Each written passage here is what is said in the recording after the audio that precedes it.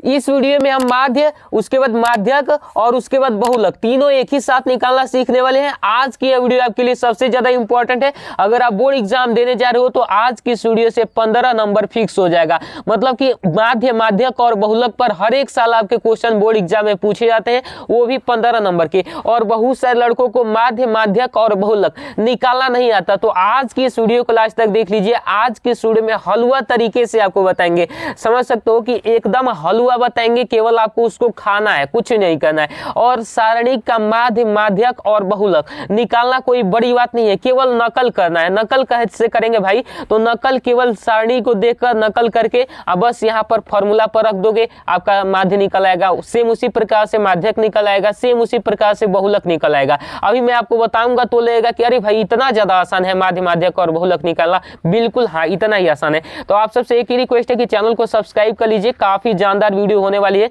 सबसे पहले आइए देख लेते हैं सारणी का माध्य कैसे निकालते हैं। देखो भाई, इसी प्रकार से आपको एग्जाम में वर्ग अंतराल दिया रहेगा और इसी प्रकार से बारंबारता दिया रहेगा। सेम देख लो, इस प्रकार से चलेगा 0 से 10, 10 से 20, 20 से 30, 30 से 40, 40 से 50 और यहाँ पर कुछ अलग संख्याएं दी रहेगी। मान लीजिए कि ये 0 से ना देकर 10 से भी 20 दे सकता है, 50 से भी 60, 60 से 70, मतलब कि ऐसे भी दे सकता है। और इस प्रकार से बारंबारता यानी कि ये संख्या इसके बीच की संख्या कितनी बार आई है वो चीज यहाँ पर दी रहेगी।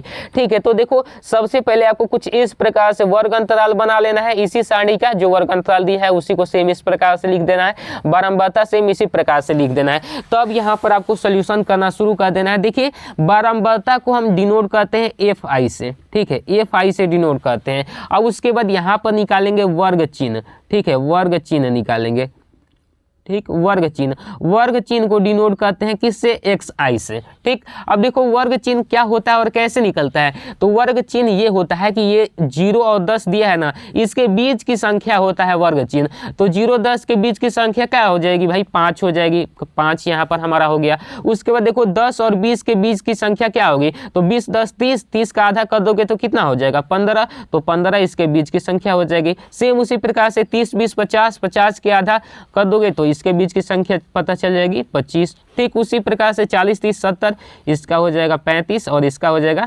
45।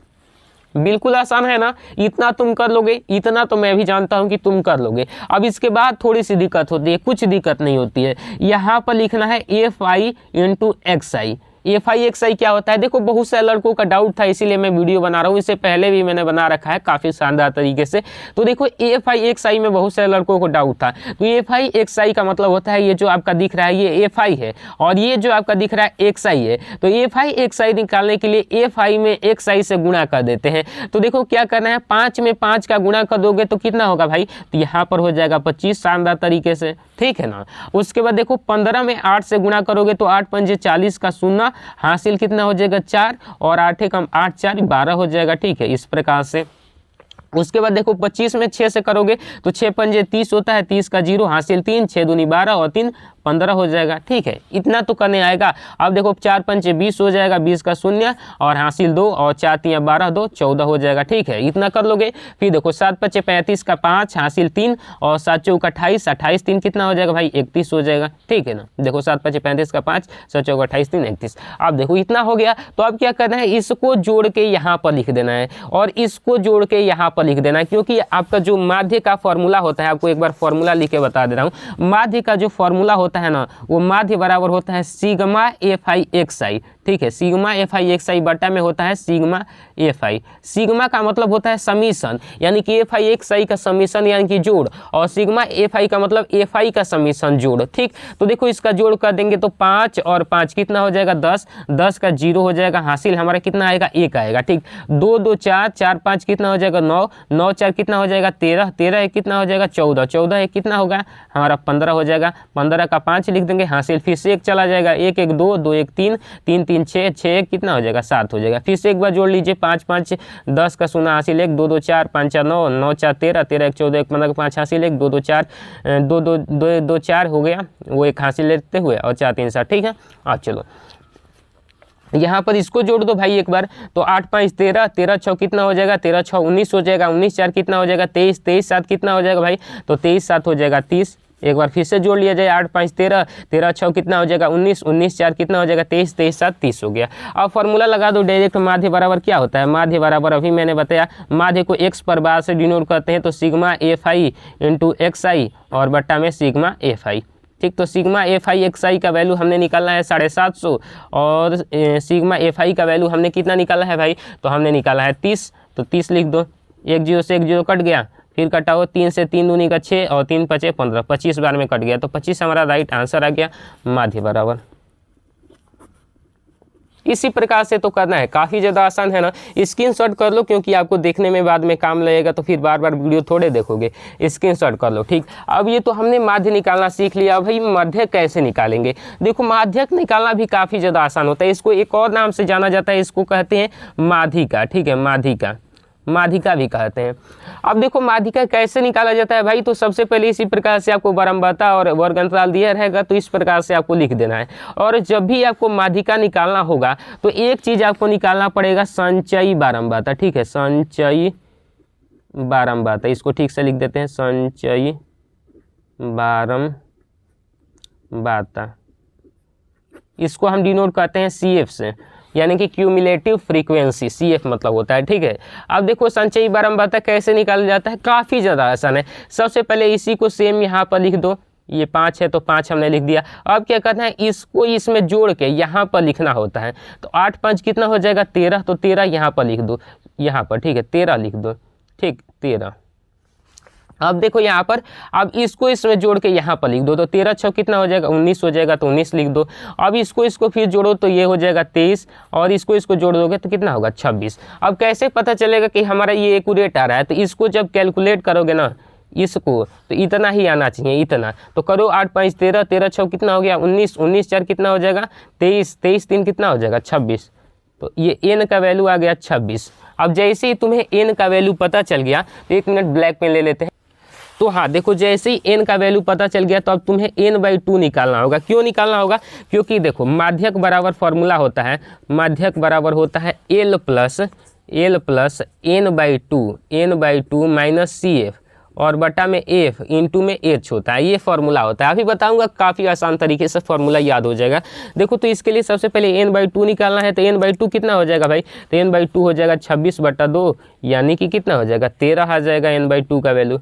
ठीक है, n/2 का मान 13 आ गया।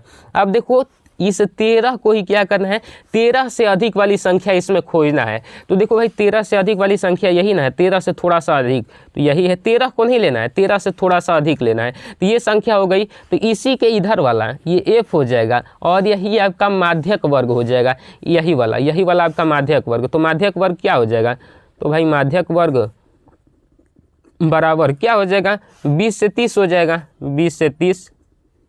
तो 20 से 30 जब आपका माध्यक वर्ग निकल गया, तो इसी में निम्न सीमा होता है। माध्यक वर्ग की निम्न सीमा को ही यहाँ पर फॉर्मूला में जो L लिखा था ना, उसी को कहते हैं माध्यक वर्ग की निम्न सीमा। निम्न सीमा मतलब छोटका सीमा। तो देखो यहाँ पर ये 20 से 30 है ना, तो 20 से 30 में छोट सीमा क्या है 20 है, तो ये हमारा 20 हो जाएगा। और देखो इसमें एक फॉर्मूला में था H का मतलब होता है इनके बीच का गैप कितना है। तो भाई 20 और 30 के बीच का गैप कितना है 10 है, तो 10 यहाँ पर लिख देंगे। ठीक, और F का वैल्यू हमें पता चल ही गया था, यहाँ पर F का मान कितना 6 पता चल गया था, तो F का मान कितना लिख देंगे 6 लिख देंगे। ठीक है, अब एक और चीज़ होता है इसमें CF यानी कि संचयी बारंबारता, CF का भी वैल्यू निकालना होगा। तो जो ये 19 निकला है ना, इसके ठीक ऊपर वाला ही ये हमारा CF हो जाता है, यही वाला CF हो जाता है। सेम ठीक ऊपर वाला कोई CF कर देते हैं।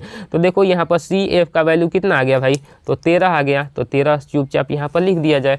अब फॉर्मूला लगाया जाए भाई, माध्यक बराबर फॉर्मूला क्या होता है, कुछ नहीं होता है, काफ़ी ज़्यादा आसान होता है, L plus n/2 minus CF बट्टा में F इंटू H होता है, यही फार्मूला होता है। अब देखो भाई L का वैल्यू हमारे पास 20 है, तो 20 लिख देंगे, प्लस n/2 का वैल्यू हमारे पास कितना है 13 है, तो 13 लिख देंगे इसके जगह पर। तो इसके जगह पर 13 माइनस CF का वैल्यू कितना है 13 है, तो 13 इसके जगह पर भी लिख देंगे।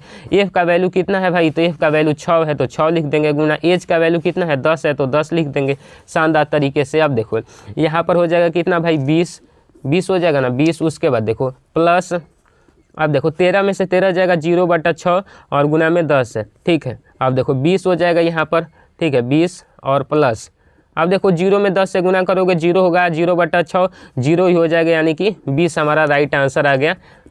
किसका मान आ गया भाई? तो माध्यक का मान, माध्यक या फिर माध्यिका। तो ये भी आपको अच्छे से समझ में आ गया होगा। स्क्रीनशॉट करना हो तो कर लीजिए भाई, काफ़ी शानदार तरीके से देख लो। इस प्रकार से ही हमने निकाला है। उसके बाद यहाँ पर थोड़ा सा निकालें, बाकी चलो इतना तो क्लियर हो गया। अब आइए देख लेते हैं भाई कि बहुलक आपको कैसे निकालना है। बहुलक भी निकालना, बहुलक निकालना तो काफ़ी ज़्यादा आसान हो जाता है। जैसे ही आपको सारणी दी जाए उसी में चिन्ह लेना है बहुलक क्या होता है। बहुलक मतलब क्या भाई? बहुलक मतलब जो ज़्यादा बार आया है, बहुलक मतलब बहुत बार आया है, ठीक है ना।